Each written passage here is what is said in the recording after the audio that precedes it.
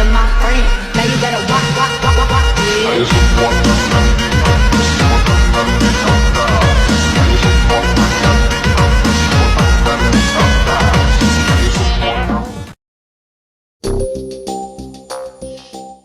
Sistem pendidikan adalah strategi atau metode yang digunakan dalam proses belajar mengajar untuk mencapai tujuan agar peserta didik dapat secara aktif mengembangkan potensi di dalam dirinya. Sebuah sistem pendidikan sangatlah diperlukan karena hal inilah yang nantinya akan mengatur jalannya pendidikan di sebuah negara dan akan menjadi pedoman untuk jalannya proses pendidikan tersebut. 1. Input dalam sistem pendidikan. Input pada sistem pendidikan dapat dibedakan menjadi 3 jenis, yaitu raw input, input meta, instrumental input, input alat, dan environmental input, input lingkungan. Raw input akan diproses menjadi output, instrumental input akan menentukan cara selama proses, dan environmental input akan mendukung proses pendidikan. A. Dasar pendidikan.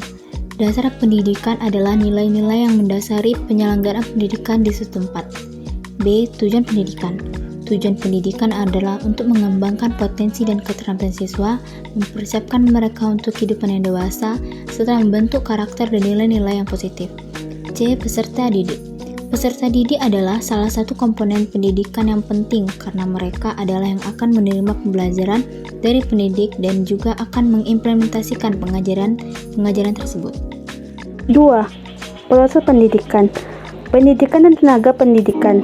Pendidikan lebih fokus pada fungsi pengajaran, sementara tenaga pendidikan mencakup berbagai peran yang mendukung keseluruhan proses pendidikan. Kurikulum. Kurikulum adalah seperangkat rencana dan pengatur mengenai tujuan, isi, dan bahan pengajaran serta cara yang digunakan sebagai pedoman penyelenggaraan kegiatan pembelajaran untuk mencapai tujuan pendidikan tertentu. C. Sarana dan prasarana. Sarana dan prasarana dalam pendidikan adalah segala macam peralatan yang digunakan pendidik dan peserta didik dalam memudahkan penyampaian materi pelajaran. D. Administrasi. Administrasi pendidikan adalah kegiatan yang berkenaan dengan penataan sumber, penggunaan, dan pertanggungjawaban dana pendidikan di sekolah atau lembaga pendidikan. E. Anggaran. Anggaran adalah biaya yang dipersiapkan dengan suatu rencana terperinci. Anggaran adalah rencana yang disusun secara terorganisasikan untuk menerima dan mengeluarkan dana dalam suatu periode tertentu. 3. Lingkungan pada sistem pendidikan. Proses pendidikan selalu dipengaruhi oleh lingkungan yang ada di sekitarnya. Baik lingkungan itu menunjang maupun menghambat proses pencapaian tujuan pendidikan.